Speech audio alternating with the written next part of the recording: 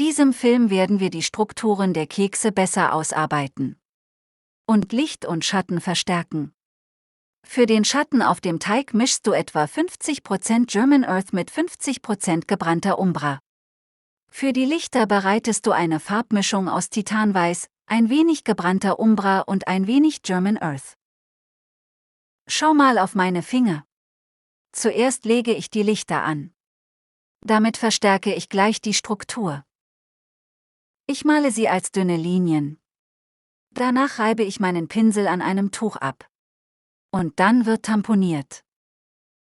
Auf diese Weise fügen sie sich besser in die bereits vorhandenen Strukturen ein.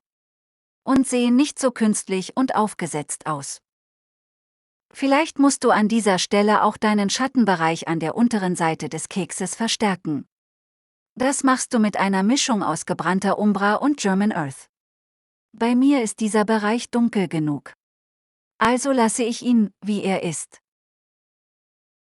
Inzwischen bin ich bereits bei der Cremeschicht angekommen.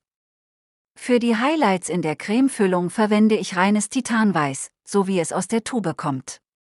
In den Schattenbereichen eine Mixtur aus Titanweiß, etwas gebrannte Umbra und Pfirsichschwarz. Pass bitte auf, dass du in den Schattenbereichen der Creme nicht zu dunkel wirst, ansonsten entsteht daraus leicht eine Schokocreme. Der grüne Pinsel hier im Film ist übrigens der Pinsel, mit dem ich Strukturen anlege. Der braune Pinsel ist ein kleiner Flachpinsel. Den nehme ich zum Tamponieren. Auf diese Weise kannst du gut auseinanderhalten, wann wird gemalt und wann wird tamponiert.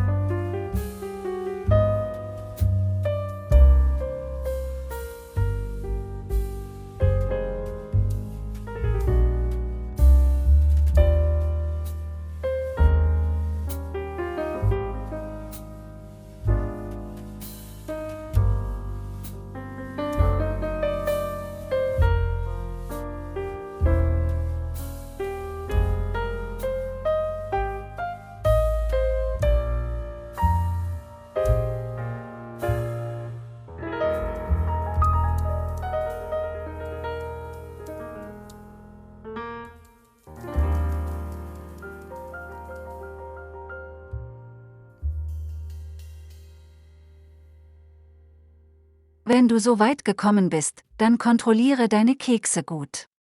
Sieht man deutlich, wo das Licht hinfällt? Und wo der Schatten ist? Das ist ein Automatismus, den du dir unbedingt angewöhnen musst. Licht und Schatten geben einem Bild Tiefe. In der realistischen Malerei ist das ein essentielles Kriterium.